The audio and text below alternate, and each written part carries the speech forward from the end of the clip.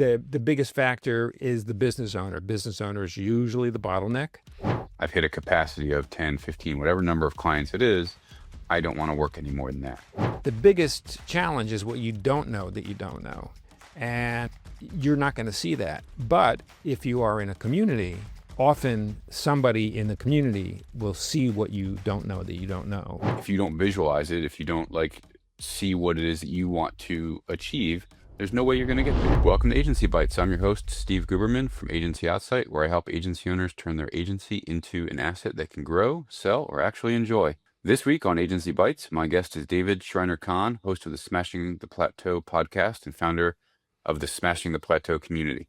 David helps experienced professionals build expertise-based businesses through structured peer partnerships and strong decision-making. David, great to have you on the show. Good to be here, Steve. So what's your backstory? Talk about Smashing the Plateau and how you got into that and what you're doing with that.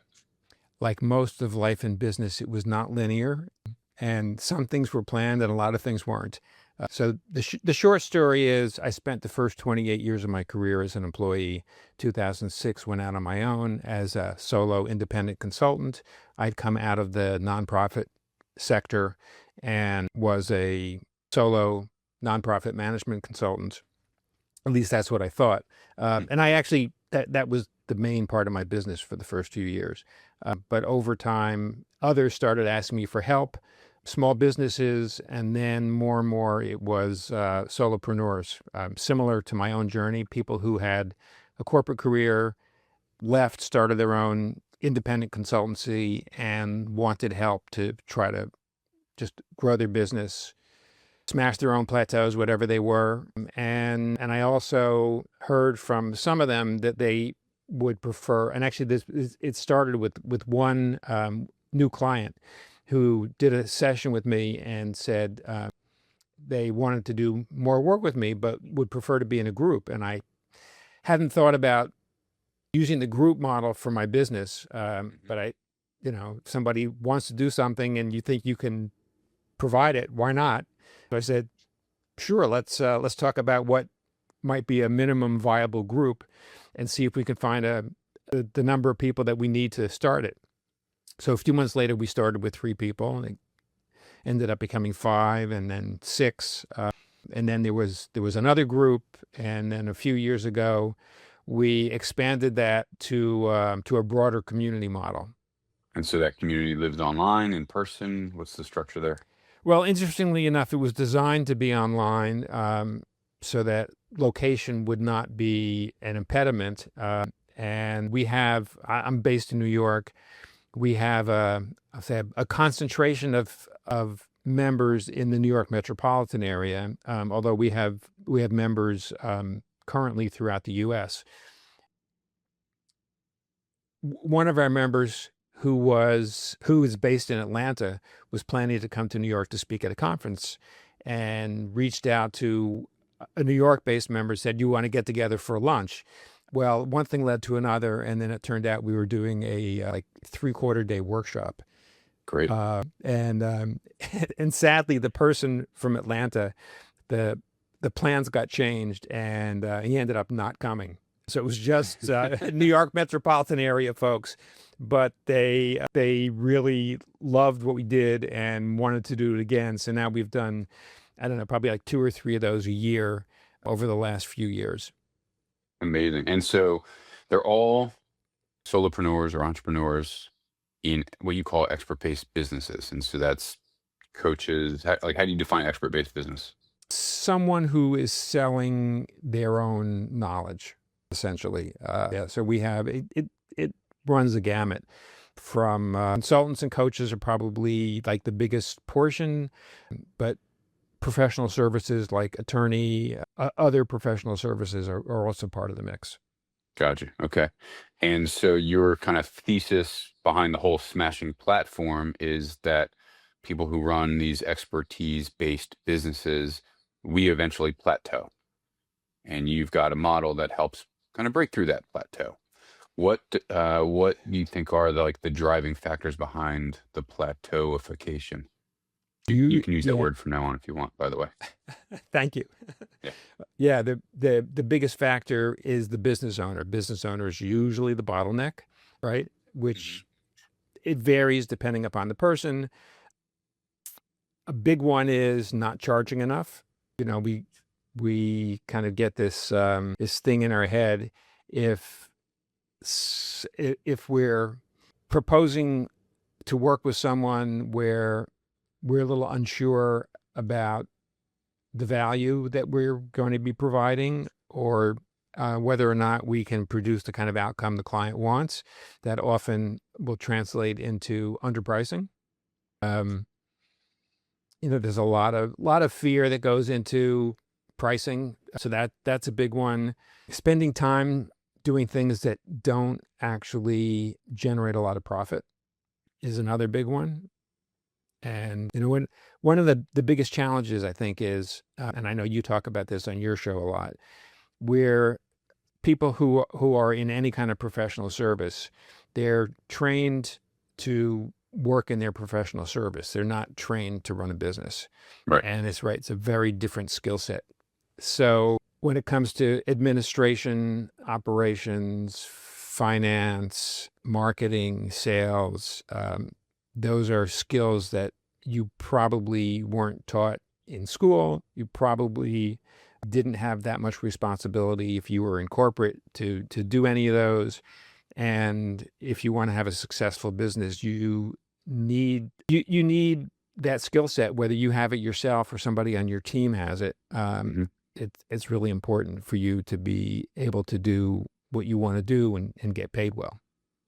All right. So what I'm hearing is the signs of plateauing for a business like mine is I hit a certain ceiling of price because there's a fear that I'm not confident enough to go upstream and sell for more money or larger clients.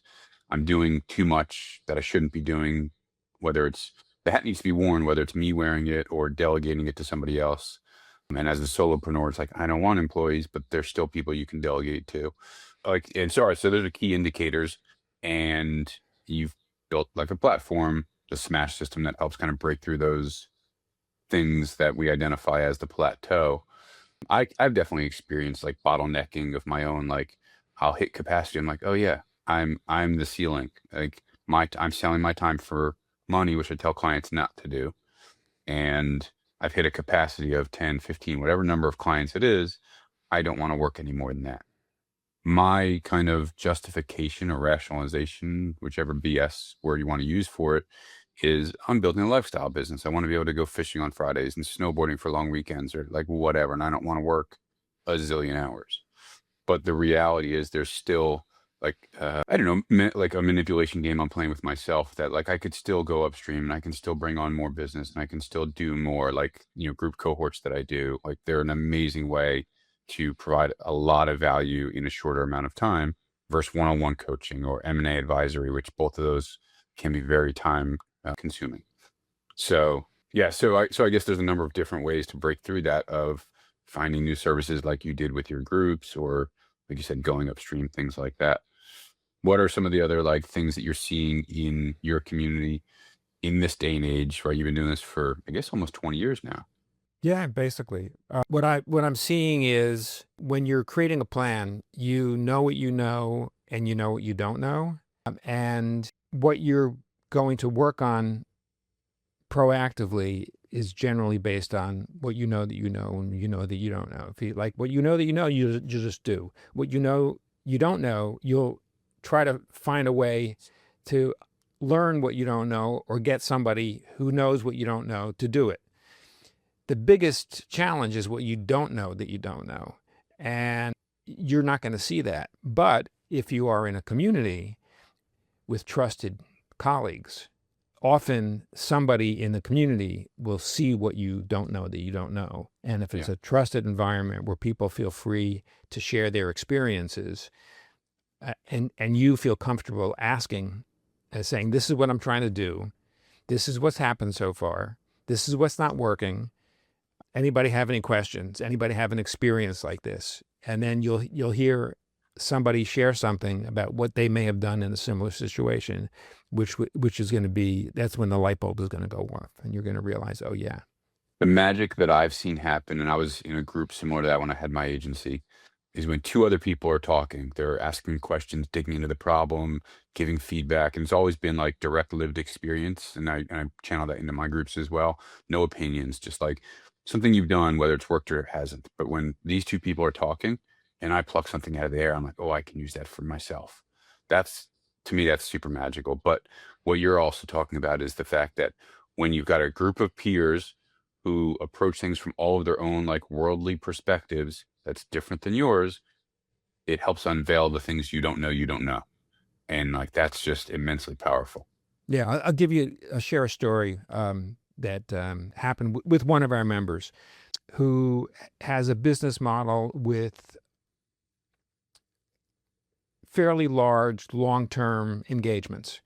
And the challenge with these kinds of engagements is that, particularly as you get towards the latter half of the term of the engagement, and these are often year at a time, you need to have a conversation about what's the next step.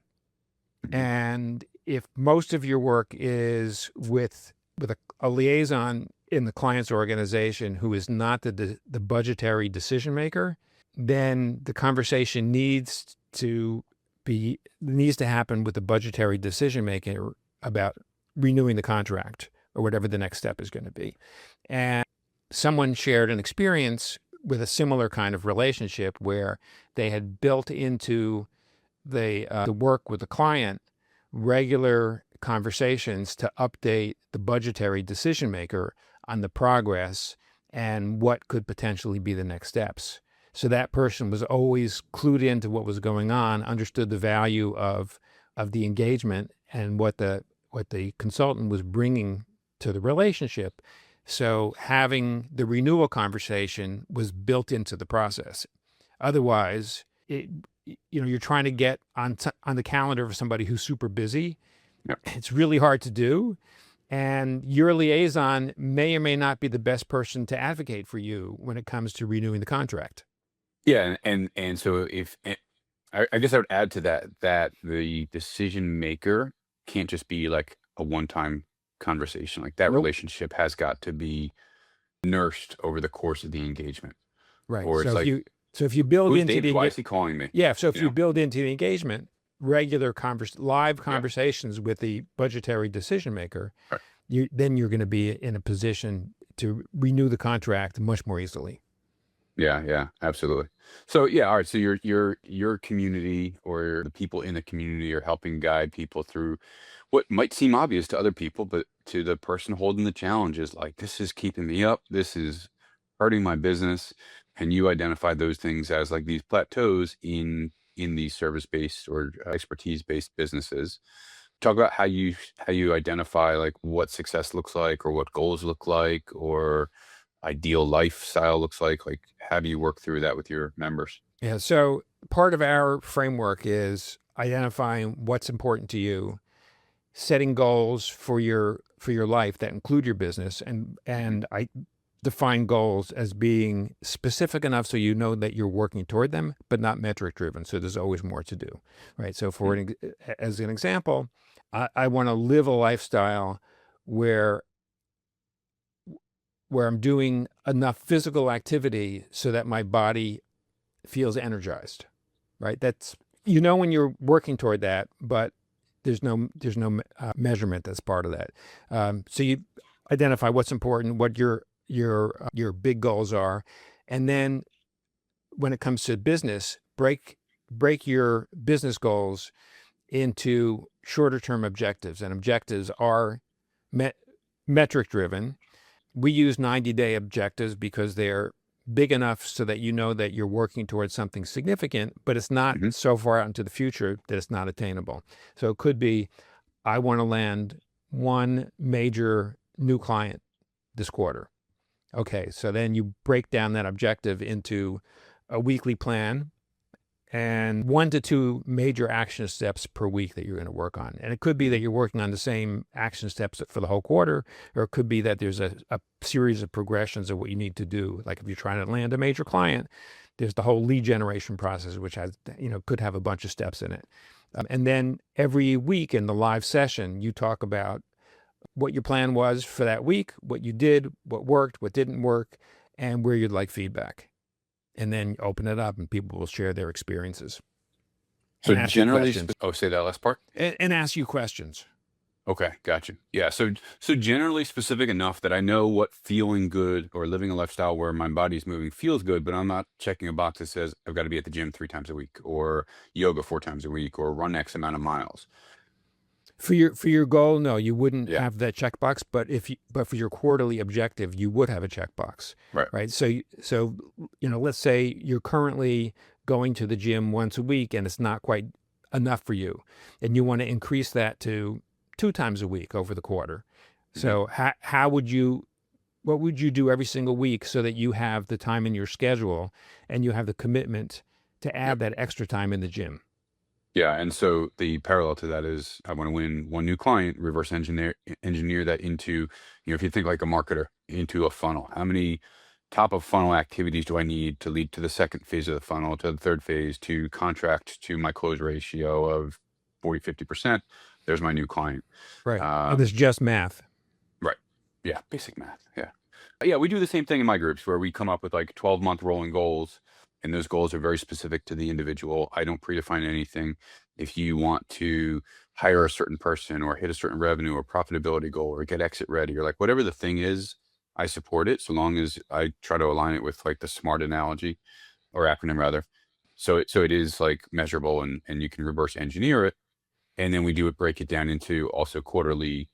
I pull from EOS rocks or projects, whatever you want to call it. And then month to month, the tasks are what are going to feed into those projects that are going to feed into the 12-month goal. So super similar in that we don't meet weekly though. And I think that's an aggressive cadence that I think works probably very well for your group.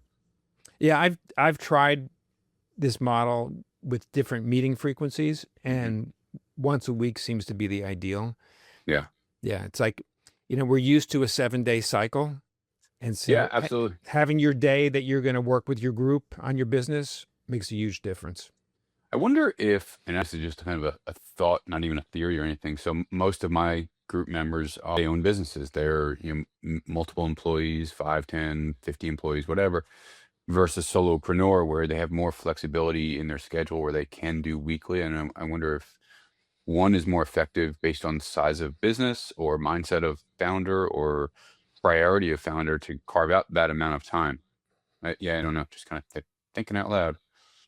So you developed this process yourself, or did you go to any kind of like coaching programs or school, or just kind of this is what I see would work and sharpen over time kind of thing? Yes. And EOS and all these other frameworks all have things in common. So if I'm sure if you dig through your framework or you dig through my framework, you're going to see things that exist in other frameworks as well.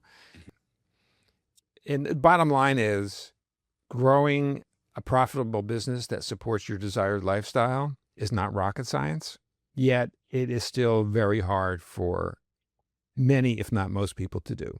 But your perspectives and accountability and groups of people that understand the lonely at the top mindset makes it that much easier.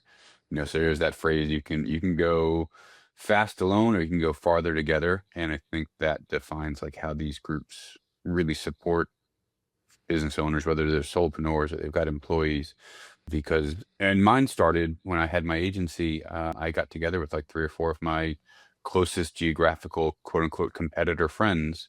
And we would commiserate like, oh, I beat you out of that pitch, or, this employee left me and came to you, or, oh, these clients, yeah. And I was like, oh, have you tried this? And have you tried that? And so for me, it's like the common thread is the groups have to have, I guess, a commonality. And so for you, these are all these knowledge or expertise-based businesses. For me, they're all agency owners. But when I was in a group, it was like a landscaper and a lawyer and I don't even know what, some guy owned a gym and random things. And sure, they know about business from what they've learned in kind of winging it themselves, but they didn't understand like my P&L and my business and the structure of my accounts and things like that. And so I felt like there was just like that much of a difference that almost felt alienating. And I don't know if they felt the same. Like, should I find other landscaper groups? And we all do landscaping pure.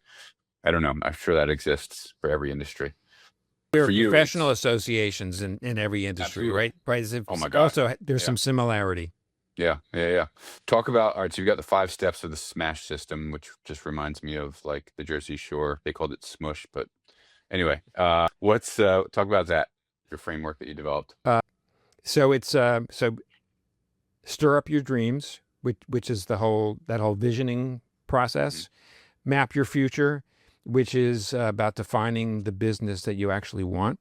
Act with purpose, which is taking the deliberate action and testing ideas week in and week out. Stick with it is about focusing on one strategic objective for 90 days. And finally, hold yourself accountable is about leveraging the peer perspective so that you can avoid the blind spots. I love that. Yeah, those are great steps and well defined, and just kind of the verbiage that owns each one of those is something that like people can actually execute on. And I think that 100% applies for like the solopreneur of the expertise based business, or the person that founded a business and has now grown it to 5, 10, 15 people. Like, their core principles of like, if you don't define it, you don't visualize it, you don't have people supporting you, mapping through it. And I think my coaching program is the same thing. We start with discovery. We start with the vision. I take them through a magic paintbrush exercise. I've had people on here, Cameron Herold talks about his vivid vision. Debbie Millman talked about the way she did it with Milton Glaser 50 years ago. Like, so there's so many different ways to do it, but the core principle is, if you don't visualize it, if you don't like see what it is that you want to achieve, there's no way you're going to get there. You're just kind of meandering through opportunistic potential success. Right. So yeah, I love that. I even take it so far as like, I've got, this house that we're going to buy next year. I've drawn a picture of what I think it could look like. And so like taking it to the next step of, can you really visualize it? Can you do a vision board of like, this is what success looks like? And some people will do that as well. I don't think that's part of your framework though. No, you can, those exercises will work fine within our framework, but it's not part of the actual exercise we do. Yeah. This is amazing. Great steps that people can take to kind of find their success, break their plateaus. I know in the 6-ish years I've been doing this, I've experienced some plateauing and have kind of broken through that. Also through like other peers telling me like, have you tried this? Have you done that?